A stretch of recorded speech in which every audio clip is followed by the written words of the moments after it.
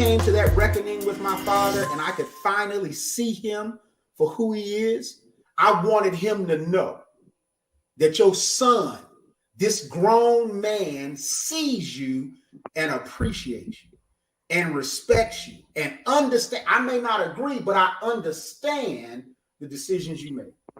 Right. Mm-hmm. Right. At that point, you're ready now to further the legacy in ways that you couldn't have prior to that reckoning. Right. Mm-hmm. Mm-hmm. Right. And the part about it is, what people don't know is, I also wrote something else that says forgiveness sets the captive free and you are the captive. Wow. Wow. He's not the captive. I was the captive. Same my here, brother. View of my dad, my view of my childhood, my view of all of that stuff, I was captive. Yep. When I forgave him, it set me free. Absolutely. Yeah. Yeah. I went through the same thing. Yeah. Go ahead, David.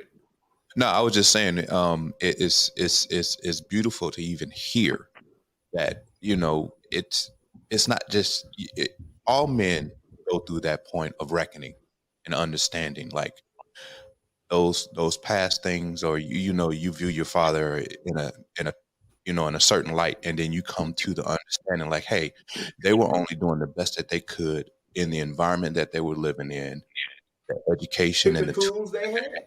With the tools they had, with the opportunities that were available to them. Yeah. Right. And you can't hold any of that against them. Hey, and then you go ahead. No, go ahead. Go. I'm sorry. No, I was just saying, and then, you know, the conversations that you start having after that reckoning, man, is amazing. It is. I had the same experience with my pops, and I refer to him as Pops because and I'm still struggling with that, but I use Pops over father, right? Because for so much of my life, he wasn't a part of that life.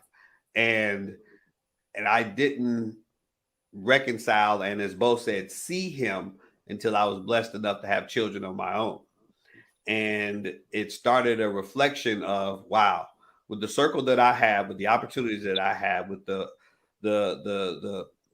structure that I've had in my life, the opportunities that I've had thus far to date, right, to the birth of that child, my first child, and being married, and all of those things that came with that, but feeling as though at that point in my life I was in a healthy place, a functional place.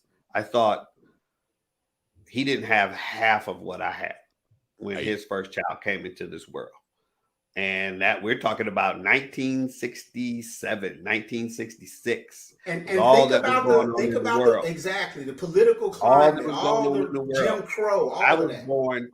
This son, his second son, was born in the midst of the riots, right, in Detroit. And so all that comes with that, all that comes with hustling in the street, trying to get it the way you could, knowing the limited opportunities for a Black man at that point with only a high school education, I said, wow. Yeah. Wow. Not only did I grow an appreciation for him, which fostered an opening of our growth. Because all I was holding on to at that point is you were never there for me. So, you know, whatever. But I'll tell you what he did. Instead of saying who he was to me, he just maintained consistency. He took the response. He took the attitude that, you know what? I get it. Not going to try to tell you you're wrong.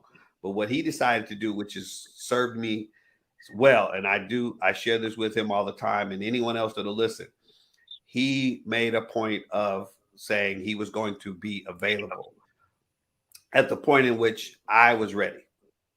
Right. And that's not an easy thing to do. It's much easier to say, whatever, right? You do you, I'll do me, kid. You don't know any better. No, he said, I get it, but I'll be here. And like my grandmother said, everybody get a turn. And I was blessed enough, even in something very, very challenging, the one person that was there that I did not expect to be there was him. And it set us on the path of you know, where we are today, which is a very strong connection. And so I just wanted to share that testimony because I hear you.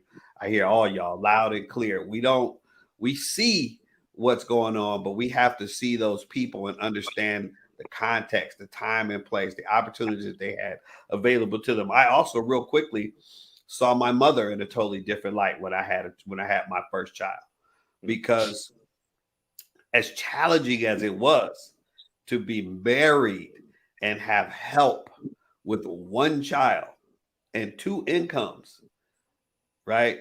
Totally changed it didn't change my view, but it gave me a much greater appreciation for what it means to be a single parent, you know, in this world.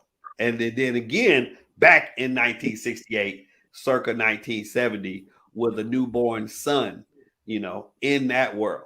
And for me to be here today and have made that journey, you know, I get it. I see him and I see her. And so, yeah, those points of reflections they're so valuable. That element of the journey, it liberates us in a way, because if I can look at my daddy and I can see, despite all I remember, that he is a good man, he has done great things, then I start to look at myself differently. Mm-hmm. And even though I made all of those mistakes and I did so much that was wrong that I shouldn't have done, in ways that I shouldn't have done them, the things that I said that I shouldn't have said, I can still look back now and I can detach me as a person from the decisions I made at that time. So that means that this whole no good mean thing, you come on downstairs, baby. That whole no good mean thing, it's obliterated by the fact that I recognize at any given time we're making decisions based on what we know, what we think, what we feel, and whatever tools are at our disposal. Yep. And if I can forgive him and understand why he did that, then I can forgive myself. Yep. Absolutely. And I can understand why I did it. Right? And so then, T.O., like you said, I can see it and I can forgive myself, but I don't give myself the right to continue to operate that way. Yeah. I need better tools. I need better support. I need more knowledge. I got to get a therapist. I got to read. I got to find some brothers that I can actually be accountable to. Because I don't want to be that anymore, and I'm free, and I know that all I have to do is choose to do better.